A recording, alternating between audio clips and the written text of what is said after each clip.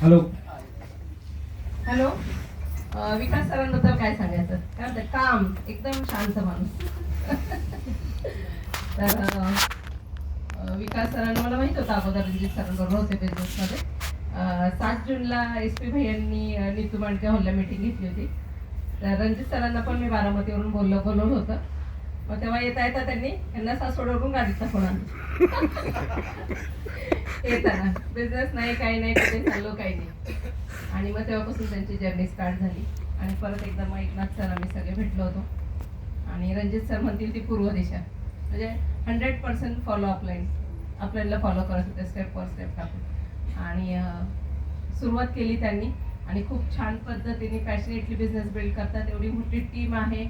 आणि जेव्हा आमची डायमंड अँड अप मीटिंग झाली SP भैयांची, त्यानंतर आम्ही हडप सरला भेटलो. तेव्हा संदीप कोतवाल सरांना ह्याचं क्रेडिट जाईल. त्यांनी ह्याचा व्हिडिओ काढला डायरेक्ट, मंगलताई, कांचनताई, विकास सर, प्रशांत सरांचा, की तुम्ही क्राऊन जाता जयपूरला, त्याने काय बोला. ते काय पॉझिटिव्ह एक हे आलं त्यांना, ते सांगतीलच. आणि पण त्यांनी करून दाखवलं. 100% आपल्याला फॉलो करतात. आणि स्टारवरून डायमंड 9 तारखेला आणि क्राऊनशिप आता 25 तारखेला 22 तारखेला कंप्लीट केली.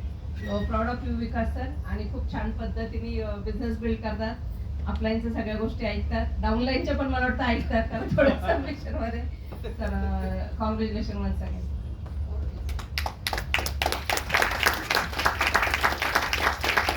विकास सर म्हणजे खूप काय म्हणतो, डेडिकेटली काम करणारे व्यक्तिमत्व. नाकासमोर बघून काम करणे, आपल्या कामाशी मतलब आहे ना.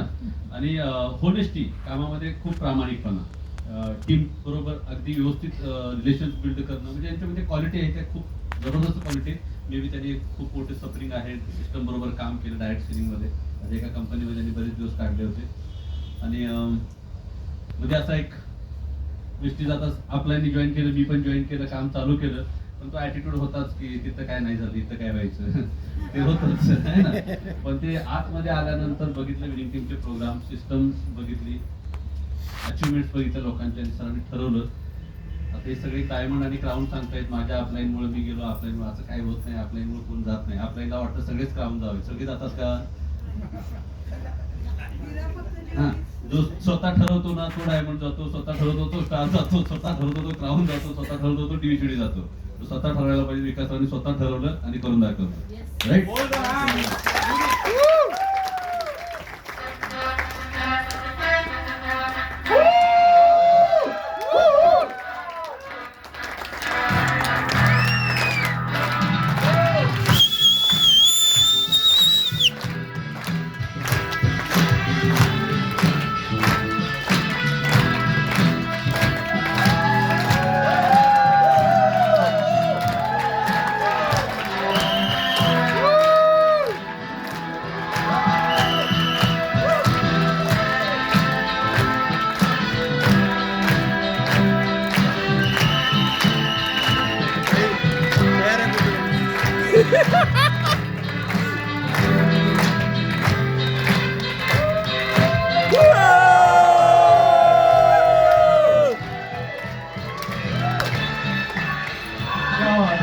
किती दिवस वाढ बघतोय.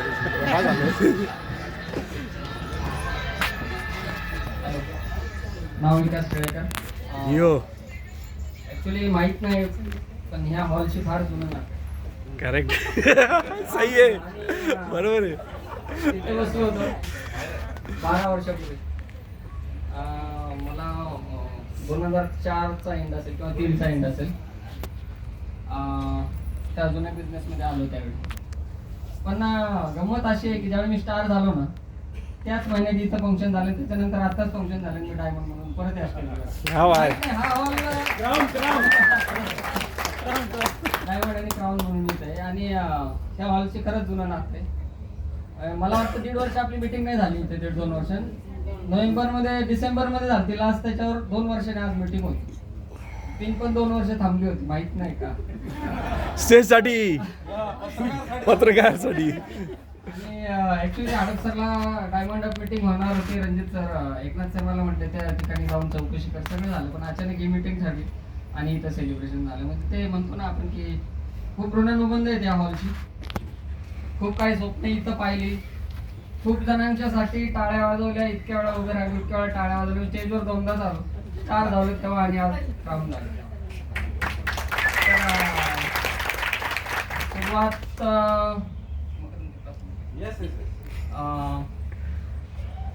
लास्ट ज्यावेळी बिझनेस मध्ये होतो ना त्यावेळी रणजित सर ऑफलाईन होते, पण रणजितची माझी अगोदर ओळख नव्हती. रणजित सर मला ओळखायचे लहानपणीचे, पण मी नाही नव्हतो त्यांना ओळखत, कारण माझ्या मामाचा मुलगा आणि रणजित मित्र होते. आणि मामाचा मुलगा बिझनेस मध्ये आला, त्याच्या एका प्लॅन साठी ते हडपसरला आले, आणि तो प्लॅन कॅन्सल झाला. मग करायचं काय, तर माझं प्रेस होता हडपसरला, म्हणून माझ्या काय की आलोय बाबा, चला कुणाला तरी प्लॅन दाखवू, दिवस वाया जायला नको. आणि तो म्हणून मी त्या सिस्टम मध्ये, मी लिस्टवर पण नव्हतो रणजित सरांच्या मागच्या बिझनेस मध्ये. तर त्या दिवशी झालेली ओळख ऑगस्ट 2003 ती आजपर्यंत टिकून आहे. आणि त्या एका माणसामुळे मी इथे आहे. म्हणजे आपण म्हणतो नेहमी, आता एकनाथ सर म्हणते की अप्लायन काय करतो, परंतु सगळे अप्लायन्स आहेत ना, हे श्रेय सगळ्यांना जातं, पण त्या माणसाने मला बिझनेस मध्ये नाही उभं केलं, माझ्या आयुष्यात पण उभं केलं. खूप काही गोष्टी झाल्या, आता मी DVCD झाल्यावर सांगेल, कारण आता सांगायला लागलो तर तेवढा वेळ नाही. परंतु इथं आम्ही खूप असायचो, आणि कदाचित तुम्हाला माझ्या शेजारी कोण नाही असं वाटत असेल, पण आहे, मला दिसते, तुम्हाला नसेल दिसत. क्या बात है, सही है. तर ह्या सगळ्या गोष्टी आहेत. आणि ज्यावेळी वेस्टेज मध्ये आलो तर रणजित सरांनी जस्ट सांगितलं की अरे असं असं आहे. साधना त्यांनी आता उल्लेख केला की 7 तारखेला आम्ही भेटलो होतो नीतू मांडकेला, SP सर, मी, साधना मॅडम आणि रणजित सर उभे होतो.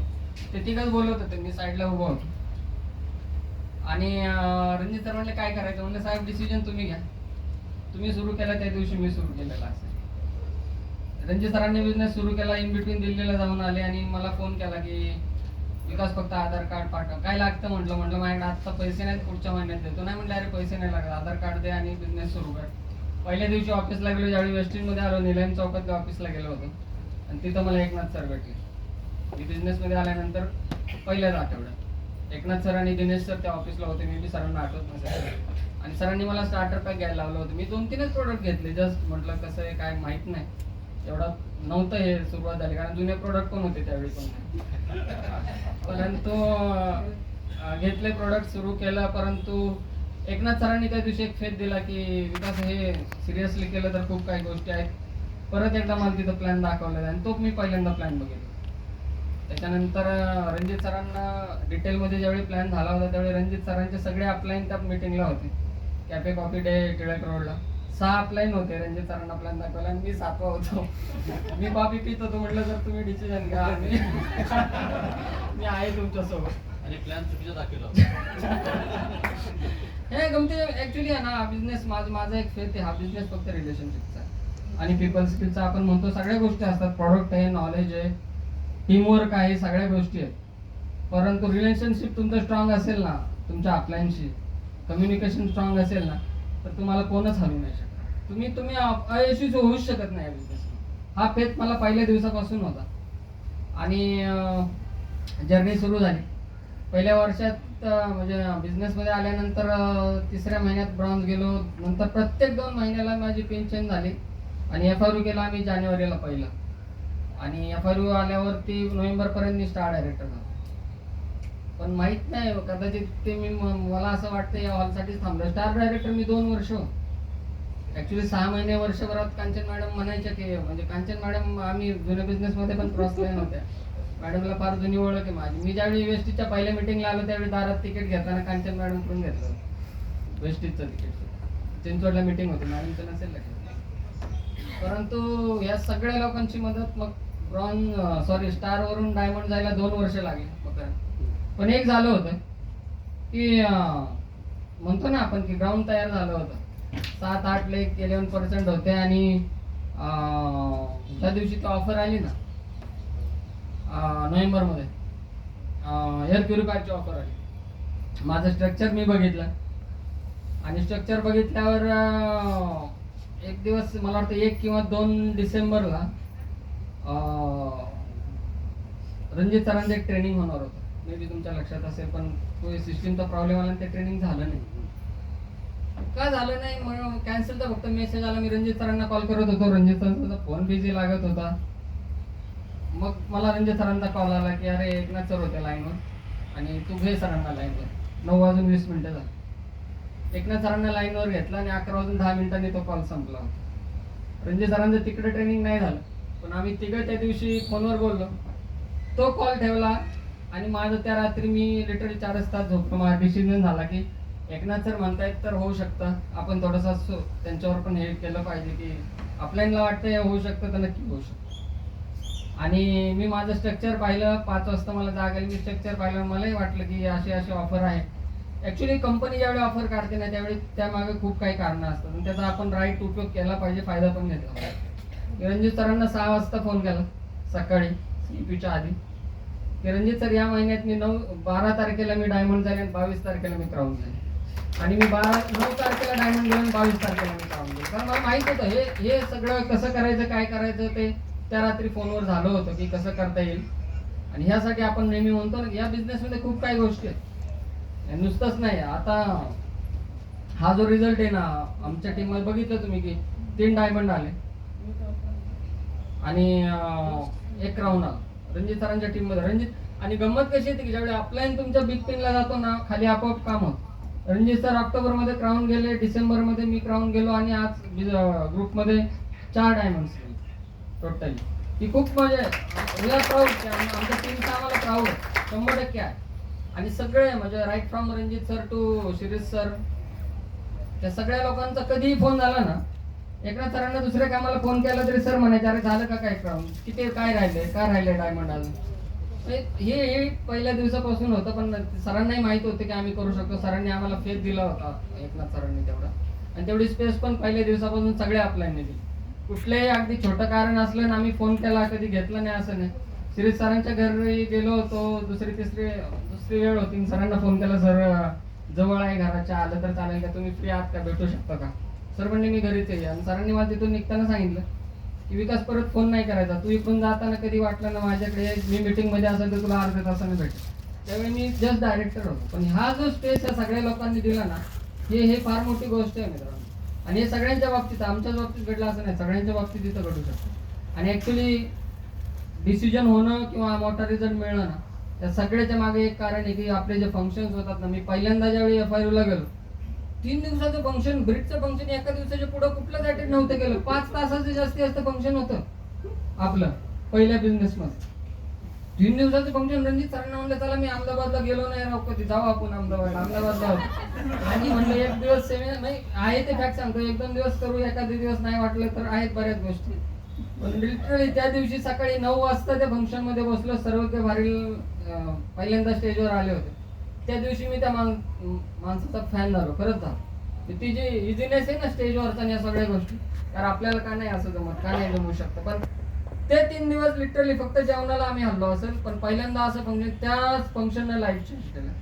तिथून पुढे सगळ्या पिन्स आल्या, सगळं झालं. मागच्या वर्षी डिजिटल केलं, ऑनलाईन आपण सगळ्यांनी FIU केलं. म्हणजे 19च्या FIU नंतर 20च्या FIU पण आम्ही केलं सुरतला.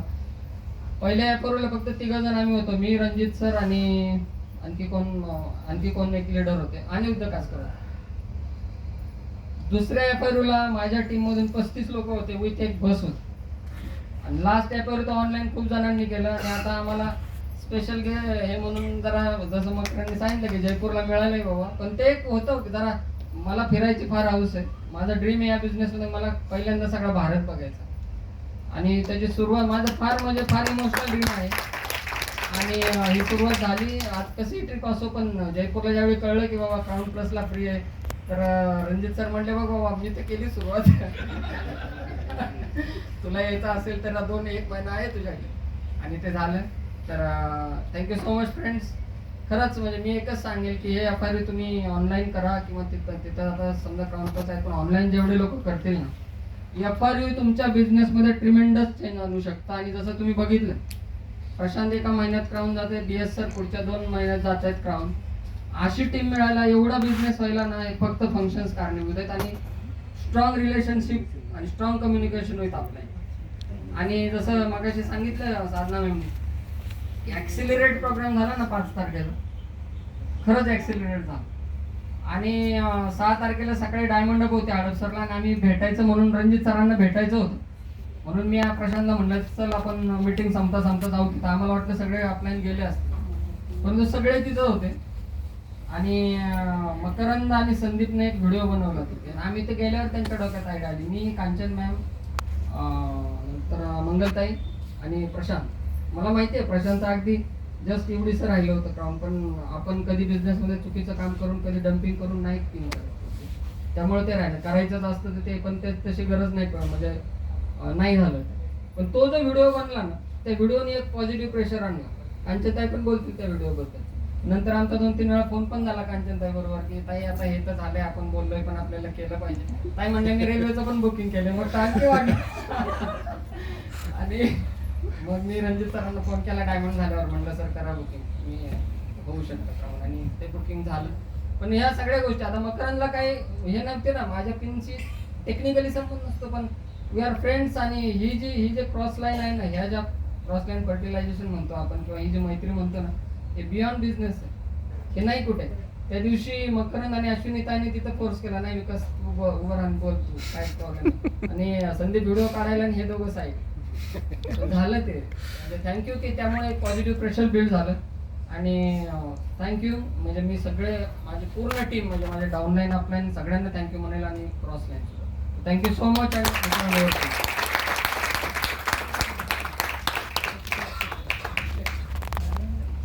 ताली